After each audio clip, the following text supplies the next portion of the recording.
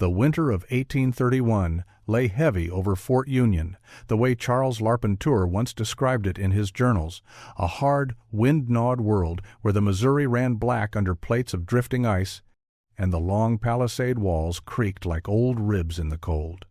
Traders moved about, wrapped in buffalo robes, boots rimed white, breath pluming through the still air.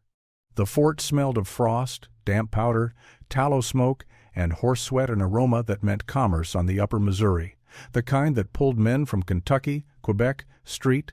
Louis, and the distant Métis settlements to bargain for pelts that would cross oceans.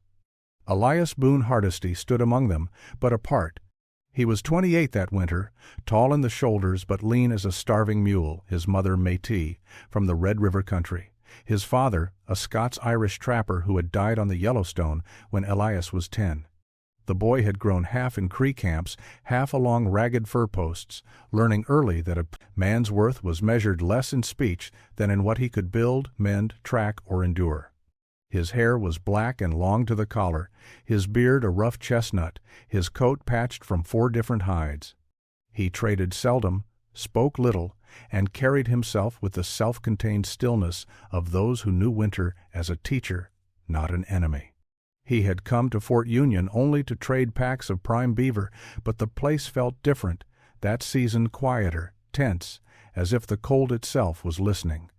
Inside the trade room, the fire snapped under a copper kettle, while clerks weighed pelts and voyageurs bargained in French, English, and Dakota.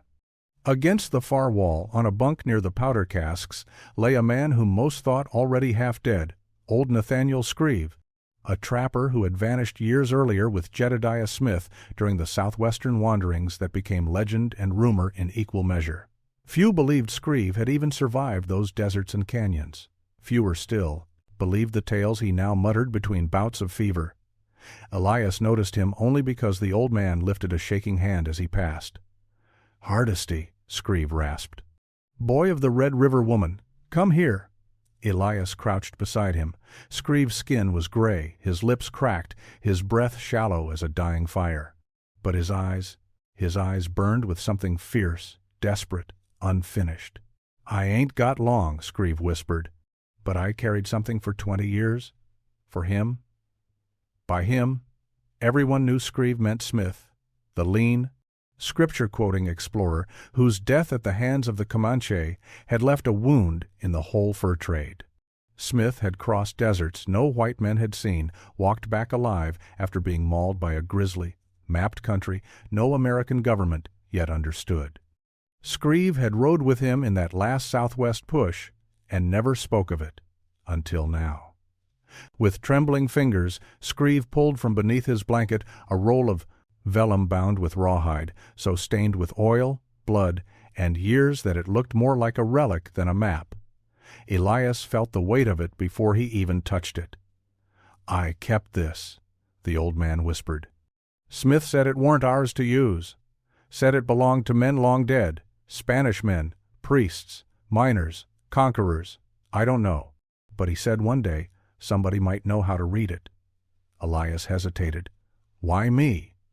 "Because you see country the way he did," Screeve said. "And because I'm dyin', and everyone else here is blind."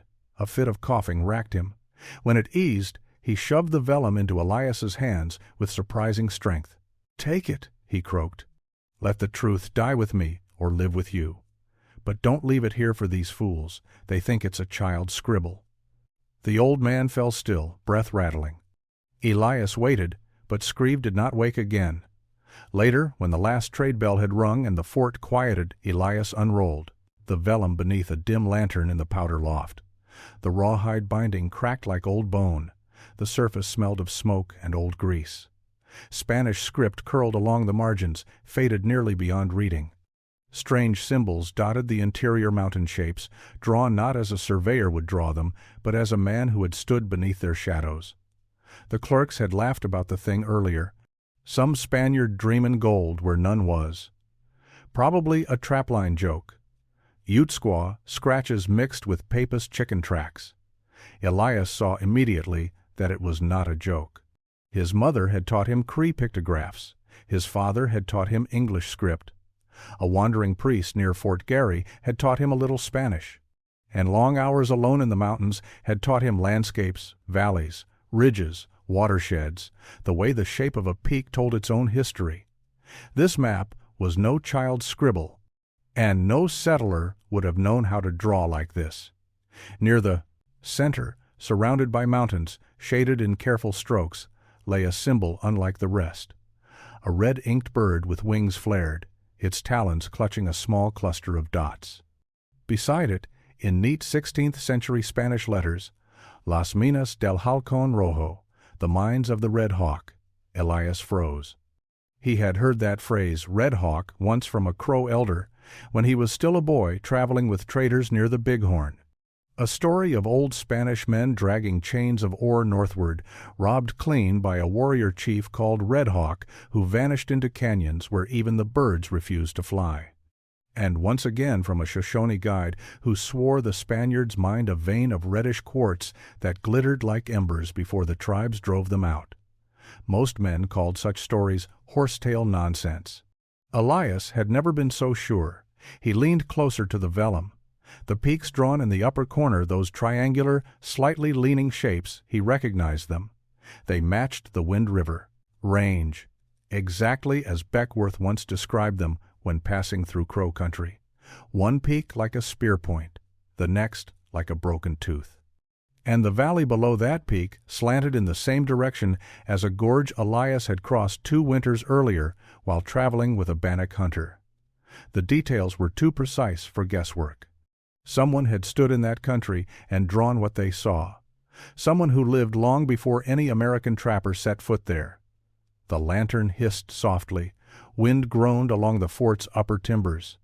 Elias felt the old familiar stirring, the one that pulled men like Jedediah Smith across deserts and over mountains no map recognized, curiosity, hunger, the need to know what lay beyond the next ridge, the next story, the next ghost of a legend. He rolled the vellum carefully, binding it again. Outside, the stars over the upper Missouri shone like cold knives. Dogs barked. The river cracked its ice. Most men at Fort Union would stay until spring, but the Wind River country lay calling like a whispered dare. Late winter was death to settlers. But for mountain men, men who understood snow, silence, and solitude, it was merely the time when truths hid deepest. Elias Boone Hardesty packed light, melted snow for the trail, and by dawn he was gone, slipping south toward a range of peaks sketched by a Spanish hand more than a century and a half earlier. He meant to find out whether Las Minas del Halcón Rojo were myth or memory. The first days south of Fort Union were easy enough flat country along the Missouri, snow-packed and bright, the kind of travel that lulled a man into forgetting how quickly the frontier punished carelessness. But once Elias left the river bottom and struck toward the Yellowstone basin, winter bared its teeth. Nights dropped colder than a well-digger's shadow. The wind off the high plains blew sharp enough to flay skin from bone. And by the time Elias reached the breaks along the Upper Tongue River, the world had narrowed to white wind, and the sound of his own breath rasping inside his buffalo hide hood. He traveled alone, which meant he kept moving. Mountain men died not from wolves or arrows, but from stopping when they should have pushed another mile. Elias moved deliberately, measuring drifts with a stick, gauging ice by its color, scanning horizons the way his Métis uncles taught him. He slept shallow, woke quickly. The Wind River peaks, faint and blue on the southern skyline, seemed to drift no closer. By the 4th day, the weather turned harder. A storm rolled in from the west, sweeping low and cruel across the basin. Fine snow came first, then a wind that roared down the valleys like river water through a gorge. Elias knew that combination, snow that buried a trail and wind that froze a man's lungs if he inhaled too sharply. He needed shelter, and not the kind settlers built, with plank roofs and chimneys. Fires were beacons. Fires gave a man away. Fires also died in storms like this, leaving a man colder than if he'd never lit one. Mountain men, those who lasted, learned to live like the tribes whose ancestors belonged to this land. Elias found a shallow ravine cut into the lee side of a sandstone bluff. Snow drifted there, but less angrily. He scraped it aside with a willow shank shovel he'd made years before, revealing earth frozen hard as hammered iron. The air cut through his clothes. His fingers ached. But he worked steady, breathing slow.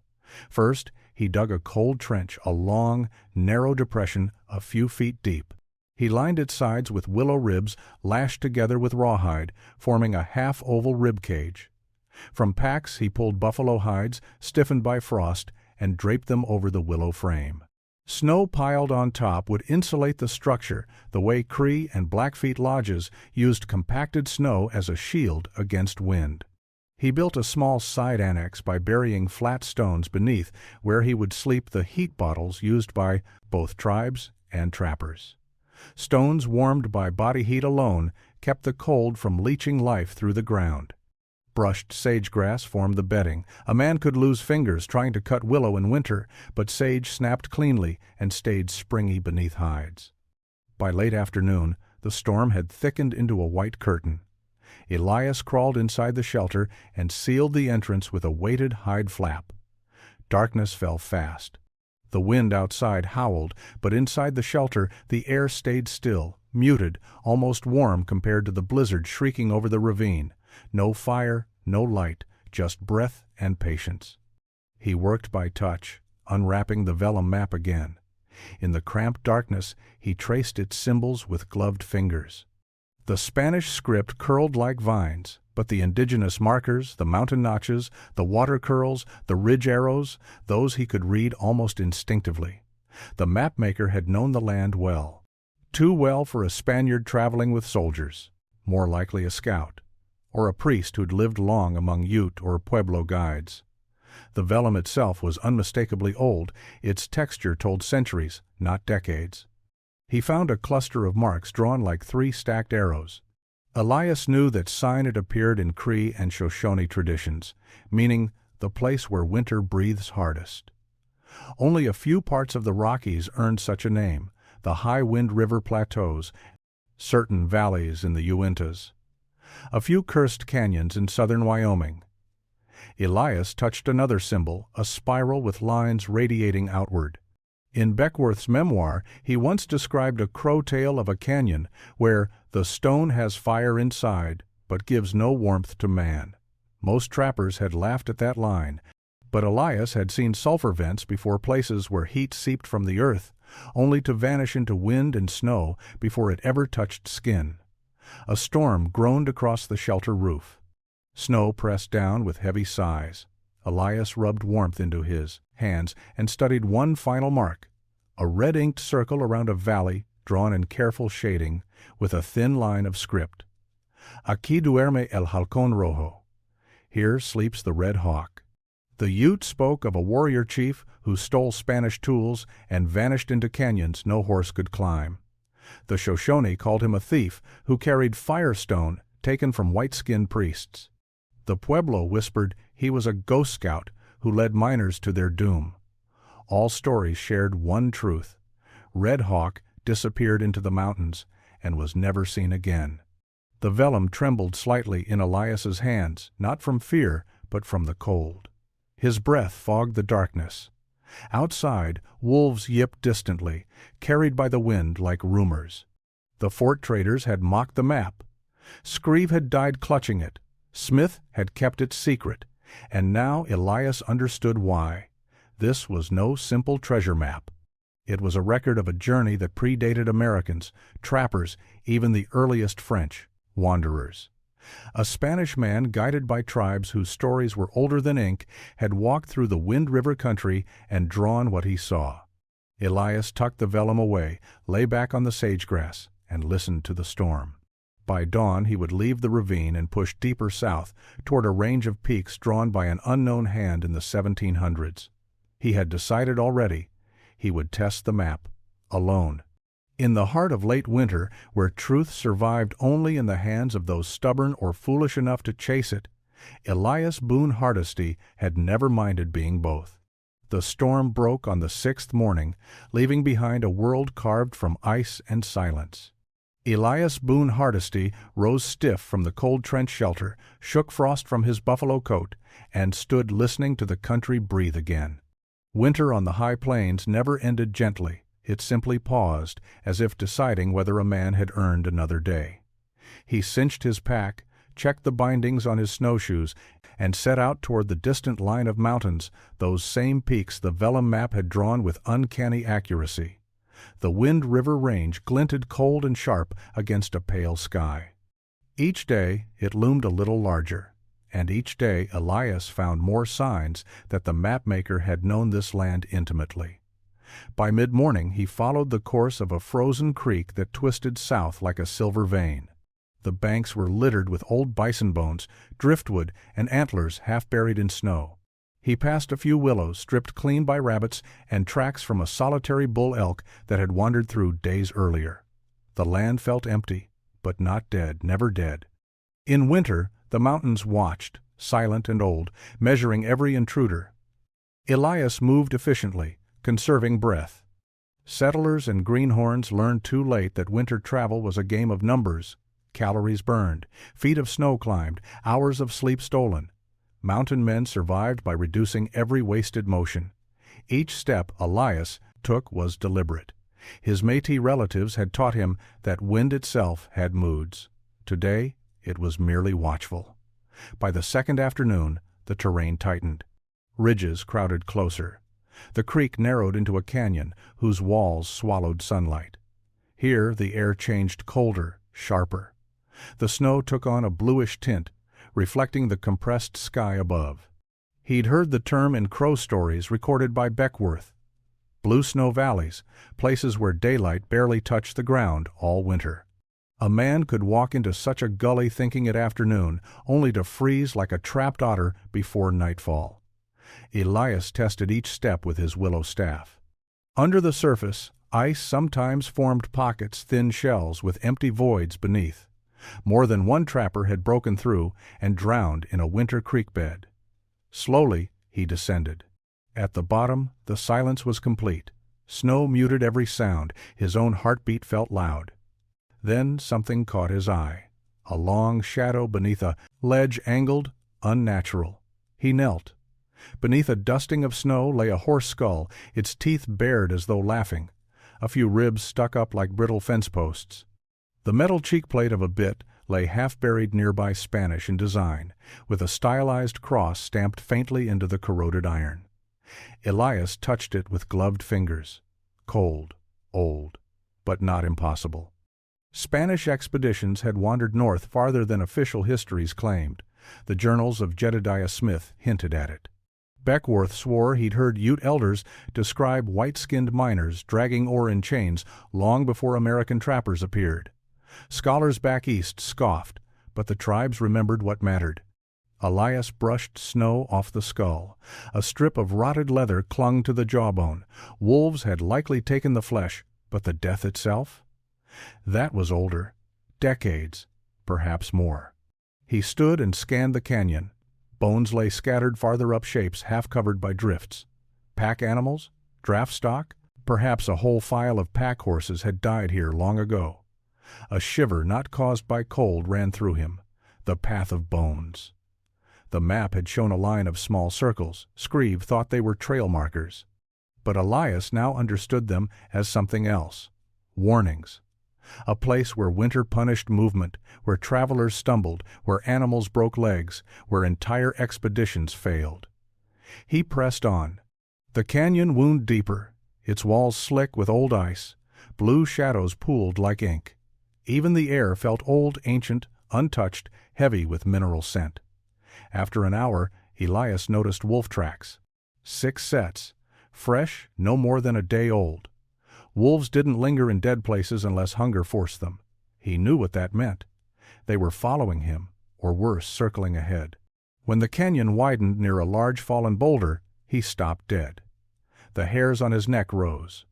Ahead, 3 wolves stood motionless in the snow, their coats ragged from winter lean times.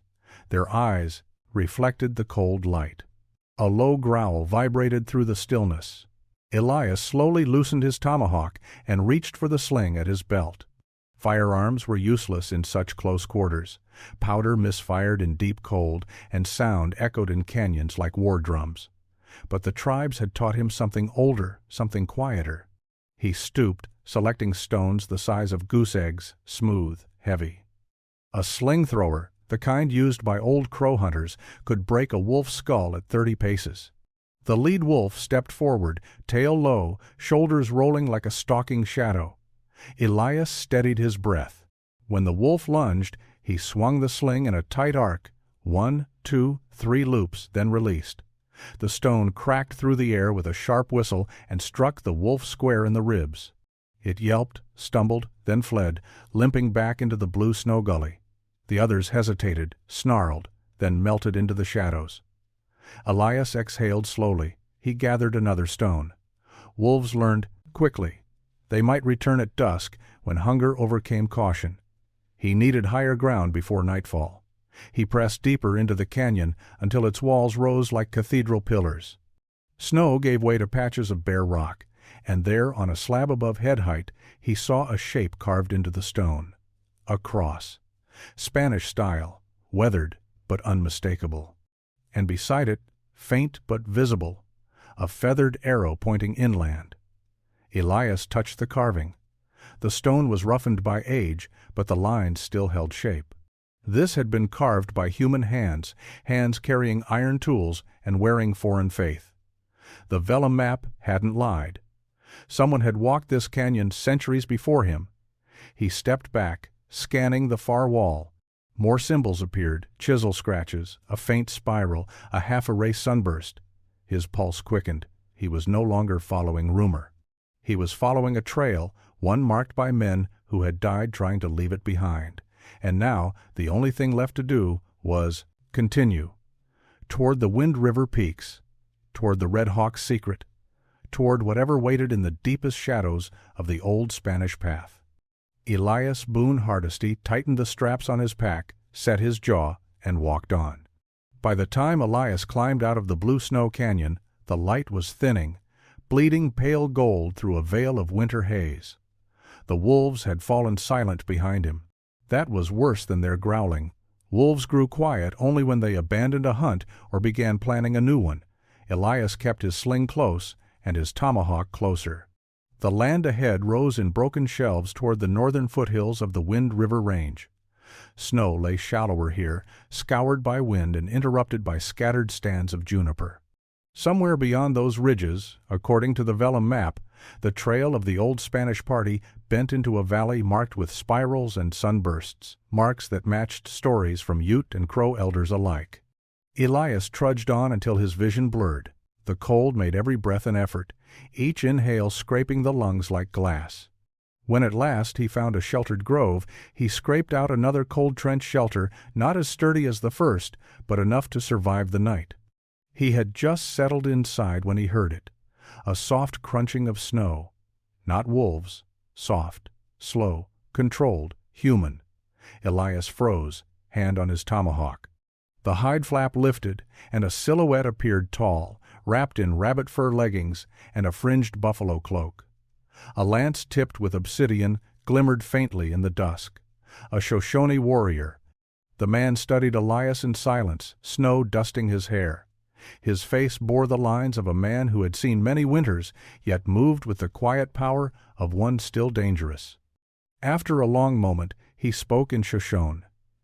"You walk in a place where winter keeps the bones of those who lie." Elias raised his hand slowly. "I walk only to survive the night." The warrior stepped aside, and behind him came two younger, hunters, their bows unstrung but ready. They smelled of smoke and sage. One held a small bundle of dried chokecherries. He tossed it gently to Elias. "You eat," the elder said. "Storm comes." Elias nodded his thanks. They led him to their temporary winter camp a short distance away, 5 low lodges built from willow frames and heavy buffalo hides, ringed by windbreaks of piled snow. A faint fire glowed in the center of camp, carefully tended so its smoke hugged the ground instead of rising, a trick described in Beckworth's recollections of wintering with the Crow. Inside the elder's lodge, warmth wrapped Elias like a blessing. Children slept beneath robes. 2 women scraped hides near the fire's glow. An old man, blind in one eye, stirred a pot of broth that smelled of pine needles and elk marrow. The elder sat and motioned for Elias to join him. "I am Toma Two Knives," he said, "and you carry something you do not understand." Elias stiffened. "The map?" Toma's lips curled into a faint, knowing smile. "We saw you examine it. The mountains watch strangers who walk with old paper." Elias hesitated, then carefully unrolled the vellum. Every eye in the lodge drifted toward it, not with greed, but with memory. The blind old man spoke first, in a voice rough as wind-worn stone. "That is the trail of the Red Hawk." Elias leaned forward. "You know the name. All tribes know," Toma said. "A warrior who stole from the pale-skinned miners long before your forts, long before your wagons. He took their shining metal and vanished into the cliffs. They followed. They died. Their bones are in the canyons even now." Elias thought of the horse skulls, the Spanish bit, the chisel marks in the stone. The elder pointed at the red-inked bird on the map. "This mark is not Spanish. This is our mark, a symbol of a hunter who moves faster than spears. The man who made this map walked with our ancestors." Elias felt the truth settle in him. The map was neither wholly Spanish nor wholly indigenous. It was a hybrid just like him, made by someone who traveled between worlds. Toma tapped 3 symbols near the valley depiction. "These show the Medicine Cliffs, a place where wind dies and echoes carry whispers from the stone, dangerous ground. The Red Hawk hid there, and the miners searched there. None returned." "Why?" Elias asked. Toma stirred the fire with a stick. The flames shivered. "There is sickness in the earth, air that kills, water that burns the tongue.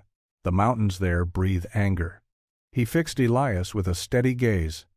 "Many white men come looking for shining rocks. None understand the cliffs." Elias unrolled the map fully. "I'm not looking for gold. I'm looking for truth." The old blind man chuckled softly. "Truth is heavier to carry than gold." But Toma did not smile.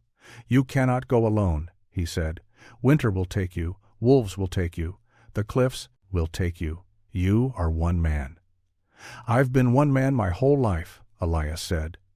Toma studied him, weighing the stubbornness in his eyes. Then he gestured to the younger of the 2 hunters, a wiry, sharp-eyed youth no older than 20. "This is Red Birch. He knows the lower valleys better than any man here. He will guide you to the mouth of the cliffs, but no farther.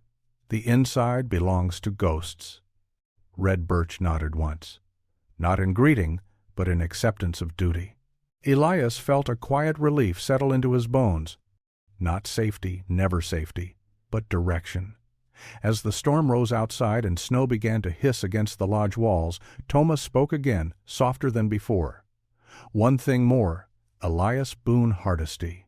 When you reach the Medicine Cliffs, remember this: a map shows the path, but the mountains choose who walks it." Elias looked down at the vellum.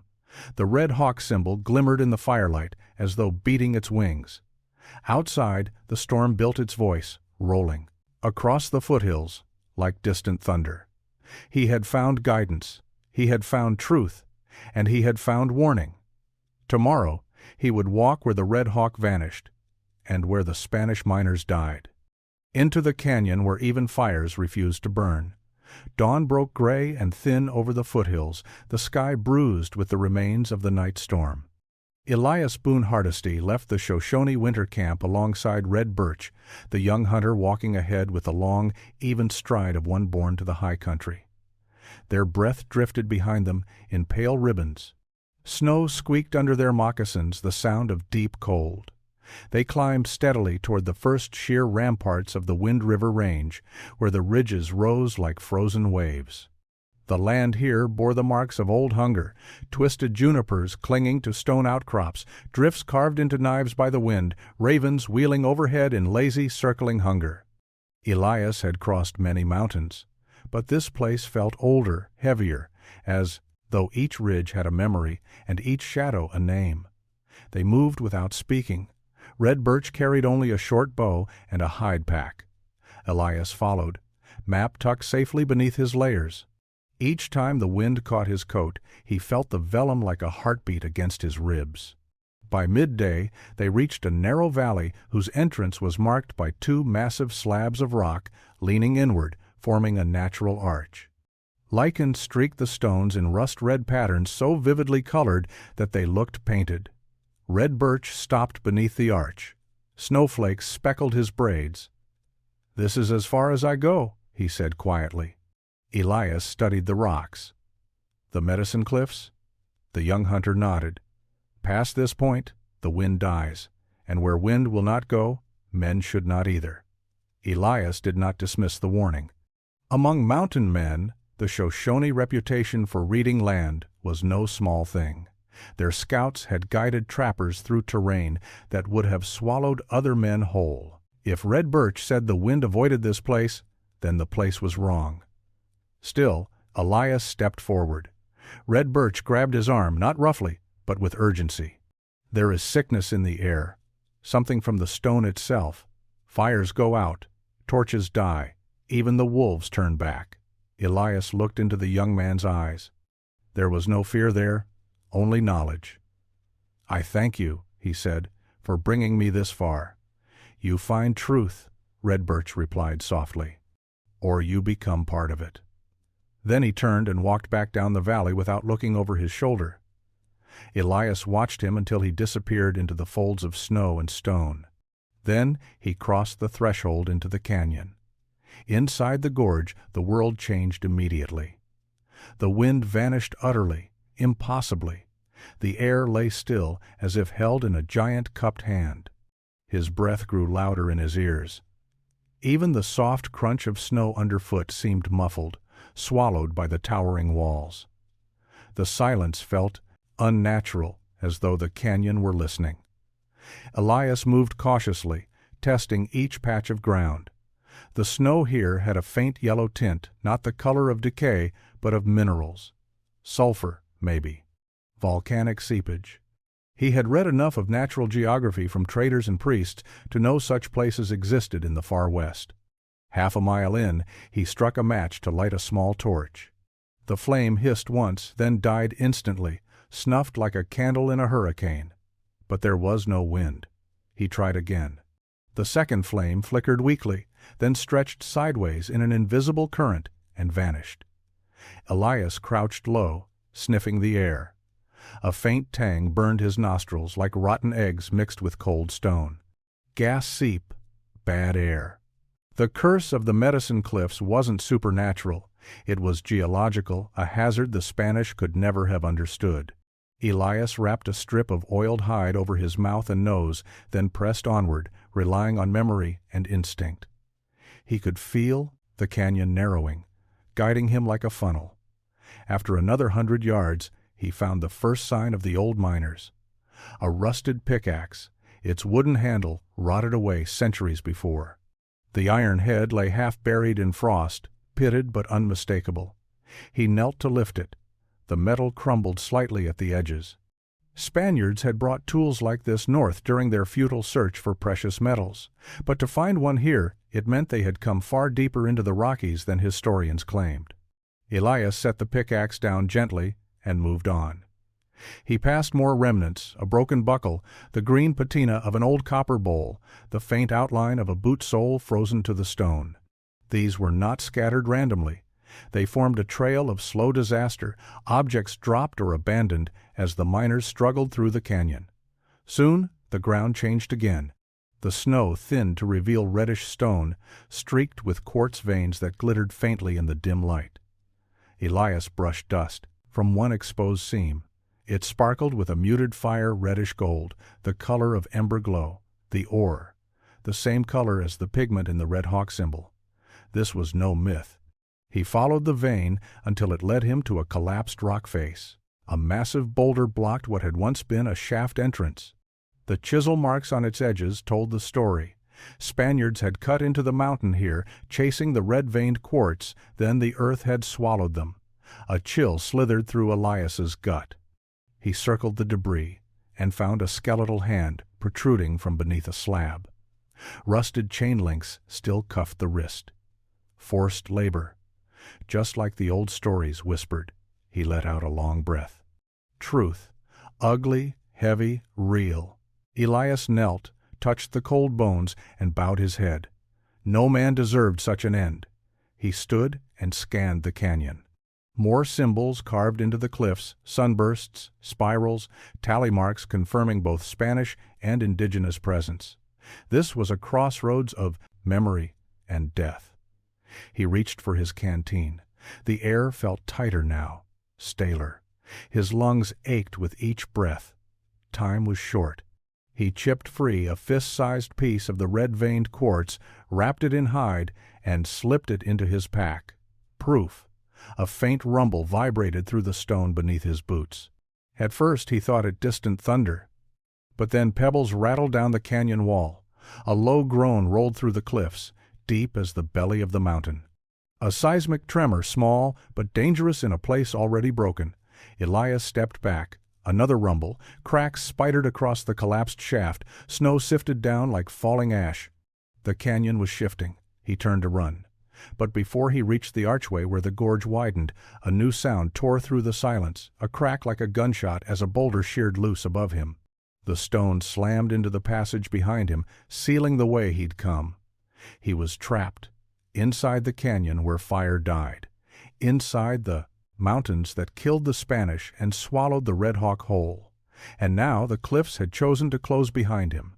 For a long moment, Elias Boone Hardesty stood perfectly still, listening to the settling groans of the mountain. The air was heavy, too heavy. His ears throbbed with pressure.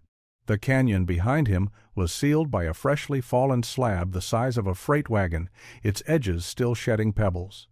Any attempt to dig through it would only bring more stone down. He had one truth to work with. If the mountain closed one path, it had left another. That was how water flowed. That was how animals survived. And that was how a mountain man stayed alive. He touched the rawhide mask over his mouth, slowing his breath. The gases here were no joke. They clung low, turned flames to ghosts, and stole strength from the muscles. If he panicked, he'd die faster. He scanned the cliffs. The canyon walls pressed close sheer stone, rising higher than a church steeple. No foothold, no ledge. Nothing but vertical menace polished by centuries of meltwater. But meltwater carved weaknesses. Meltwater carved cracks. He studied the right-hand wall again, walking along it slowly, hand-brushing stone until he felt something. A draft, weak but real. He moved closer. There, partly hidden by a curtain of icicles, lay a narrow fissure too thin for a pack animal, too tight for a man with broad shoulders. But Elias Boone Hardesty had spent years squeezing through sandstone chimneys while hunting sheep. He tested the opening with his hands. The rock was slick, cold enough to burn the skin, but the fissure widened slightly toward the top. "A stone throat," he murmured. The Shoshone had a word for such formations, tight, winding chimneys formed by centuries of snowmelt carving a path upward toward daylight. Dangerous, sometimes deadly, but often the only way out. He unshouldered his pack, stripping it down to essentials. Vellum map, a fist-sized piece of Stracton, the red-veined quartz, water pouch, sling and stones, knife, oiled hide mask. He tied the rest into a bundle small enough to drag behind him with a rawhide cord. Then he wedged his boots into the fissure and began climbing. The stone throat tightened immediately. Elias moved slowly, inch by inch, his shoulders scraping, his breath fogging the cold stone inches from his face. The fissure twisted upward like a corkscrew. Every movement had to be deliberate. Hand, knee, foot, breath. The mask helped filter the gases, but the air remained thin and stale. Twice he slipped, catching himself with fingertips that burned with cold. Once his pack snagged on a protruding edge. He nearly cursed, but held his tongue. Words wasted breath. As he climbed, memories flickered in his mind, not of fear, but of teachings. His Cree uncle's voice. Stone remembers. It takes only what is given. Jedediah Smith's journal line he had once read aloud at a winter camp. The Lord did not shape the wilderness for cowards.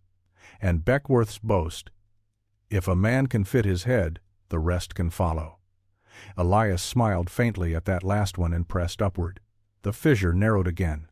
He exhaled fully, compressing his chest, and shoved through. His coat scraped, a button tore free.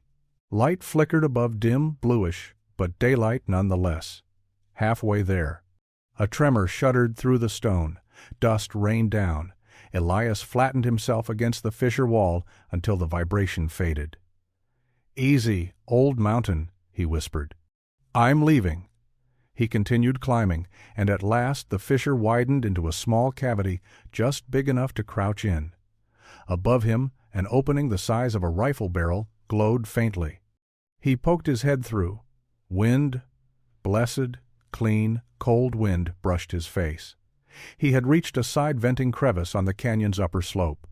If he could widen it— Elias braced his back against the cavity wall and kicked upward with his heels.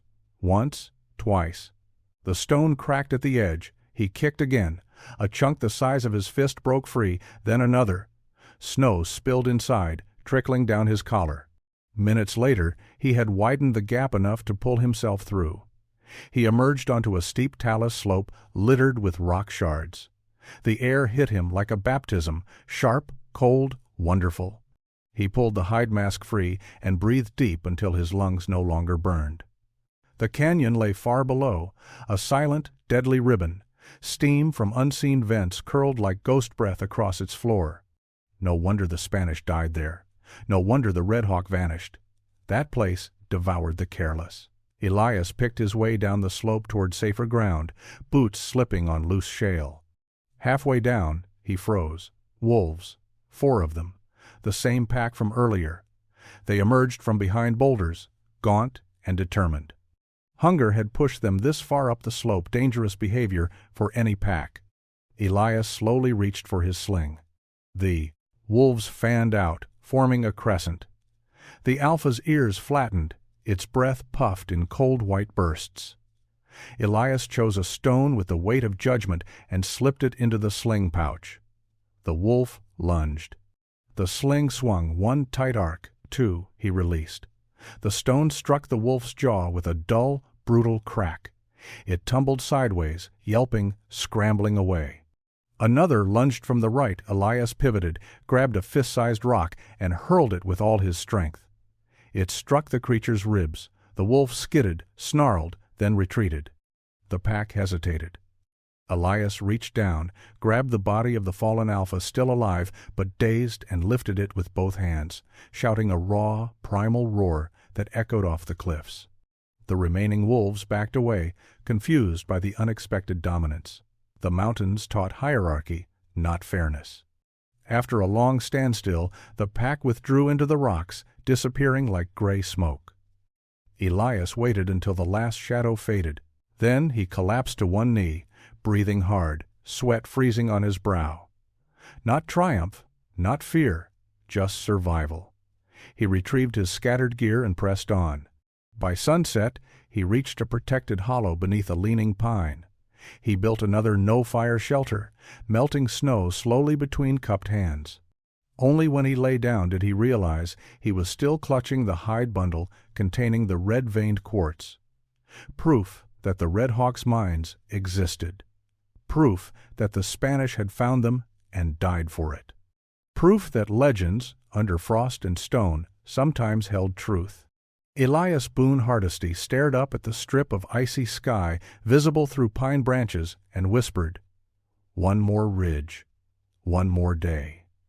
Tomorrow he would reach known country again, but tonight he belonged to the mountains, and the mountains had let him live. The next morning broke with a brittle, calm, and eerie quiet after the violence of the canyon. Frost glazed every branch, every twig, every stone with the shimmer of a world forged from crystal. Elias Boone Hardesty rose from his no-fire shelter, joints stiff, hands numb, but alive. He shook the snow from his shoulders and scanned the horizon. Below the high crags, the land spilled out in rolling benches and pine-choked ravines. Far beyond that, faint and smoky in the early light, stretched the plains, leading toward the trade routes toward Fort Hall, Fort Bonneville, and the wandering winter camps of Crow and Shoshone hunters. Civilization, such as it was on the frontier, lay days away. He had only to reach it. Still, as Elias tightened the straps on his pack, he turned once more to the serrated ridges behind him. Somewhere within those walls of stone lay the shaft, the bones of Spanish miners, the chiseled signs of the Red Hawk, and the seam of red-veined quartz that proved the old stories were not mere campfire breath. He had found what men had called a myth. Now he had to carry that truth out of the mountains alive. The descent took 3 days. Winter travel down mountain was treacherous. Each step risked sliding into gullies where snow lay deep as a man's height.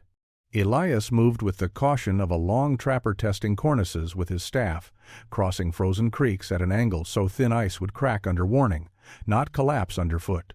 On the second day he found the wolves again, still following at a distance, thinner now, uncertain of him. They trailed him like uneasy ghosts. But wolves respected persistence. A man who survived the high canyons earned their wary tolerance. On the third day he reached a tributary of the Green River, its waters running dark beneath shelf ice. Winter mist clung to the banks. Here the land opened into gentler grades, the kind horses preferred, and men settled. Near dusk, Elias spotted a thin coil of smoke rising from a cottonwood stand by the river. Not the tidy spiral of a Shoshone winter lodge. Fire this smoke drifted irregularly, the sign of wet wood burned by men who lacked tribal technique. Trappers. He approached cautiously. 4 men in patched buckskin sat around a low fire, roasting strips of elk meat. A string of beaver pelts hung from a crosspole between 2 trees.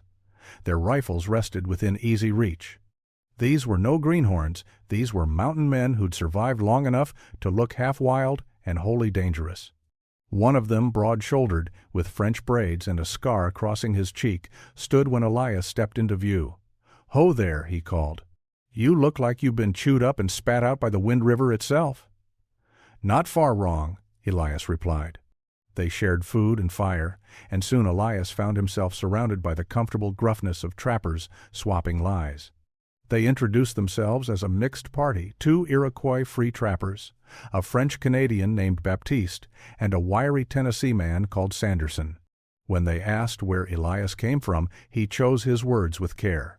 "Up canyon," he said, simply. "Bad country. Took some doing to get out." Baptiste grinned. "Plenty of bad country in these parts. You got the look of a man who met worse than most." Elias didn't answer. Instead, he pulled a wrapped bundle from his pack and set it quietly beside him.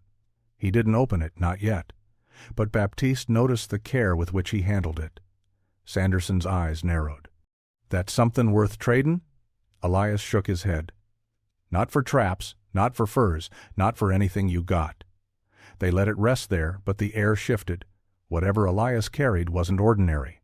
Men who lived and died in the fur trade learned to read weight, silence, and the set of a man's shoulders. As night deepened, they passed a tin cup of hot spruce tea around the fire.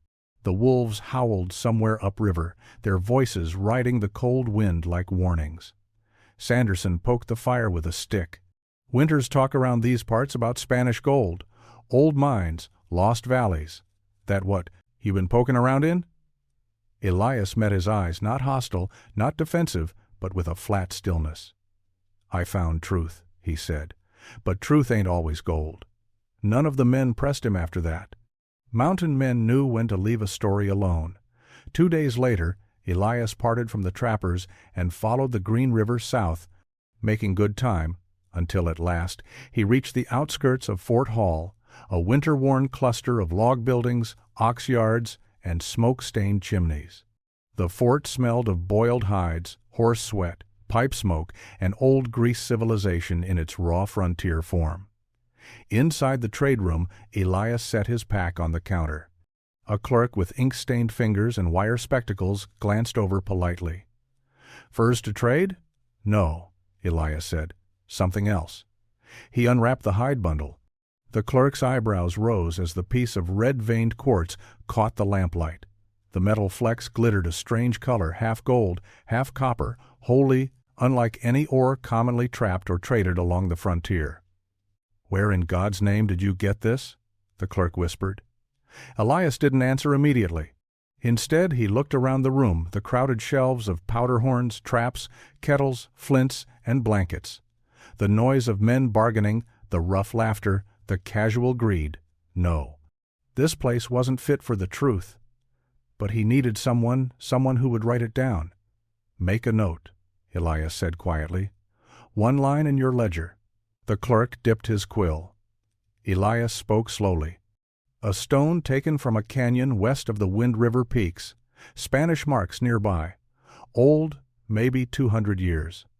Found by E.B. Hardesty." The clerk frowned. "Just that?" "Just that." The man wrote the note in a neat hand, blew on the ink, closed the ledger. Elias rewrapped the stone and placed it back in his pack. "You don't want to sell it?" "No. You don't want men going after whatever you found?" Elias looked straight at him. "They wouldn't come back." The clerk swallowed. Elias turned and walked out into the cold. He left Fort Hall before dawn the next morning.